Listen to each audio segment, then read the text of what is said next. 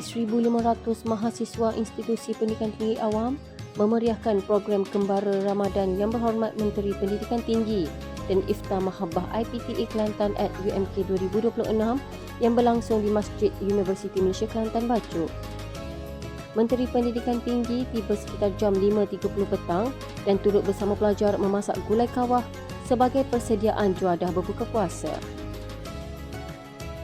Pada majlis tersebut, beliau turut merasmikan Dapur Siswa Madani at UMK yang bertujuan membantu keperluan makan dan minum harian mahasiswa, khususnya dalam kalangan B40. Kerajaan memperuntukkan 15 juta di bawah Belanjawan 2026 bagi memperluas pelaksanaan program Dapur Siswa dan inisiatif Bank Makanan di universiti serta politeknik seluruh negara. Majlis itu turut menyaksikan penyerahan pelbagai sumbangan daripada agensi dan syarikat korporat termasuk Maybank Islamik Berhad, RHB Islamik Berhad, Zurich Takaful, DM Negeri Kelantan serta beberapa badan lain yang menyokong kebajikan pelajar.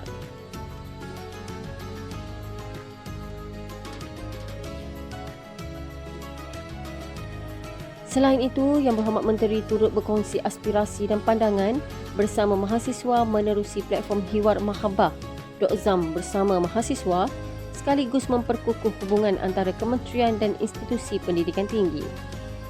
Program ini mencerminkan komitmen berterusan kerajaan dan universiti dalam memastikan kesejahteraan mahasiswa sentiasa terpelihara. Kelantan khusus bagi mengikuti perkembangan aktiviti para pelajar kita termasuk di universiti iaitu di UMK. Selain itu juga pada hari ini turut dihadiri oleh Politeknik dan juga Kolej Pemerhati yang berada di sekitarnya.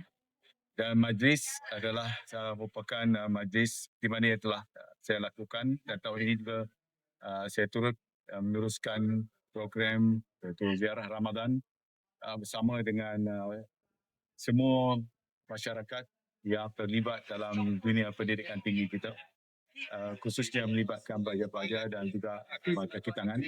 Alhamdulillah di UMK ini kita mempunyai pelbagai program yang diaturkan oleh para mahasiswa dan kebetulan pada hari ini pula mereka tapi yang ada di sini adalah pelajar-pelajar asasi yang meneruskan. Di mana yang kita ketahui di Kelantan ini ada beberapa buah kampus. Sekarang ini kita berada di kampus Bachok, Kelurahan Keistimewaan UMK di Kelantan ini. Jadi itu semua.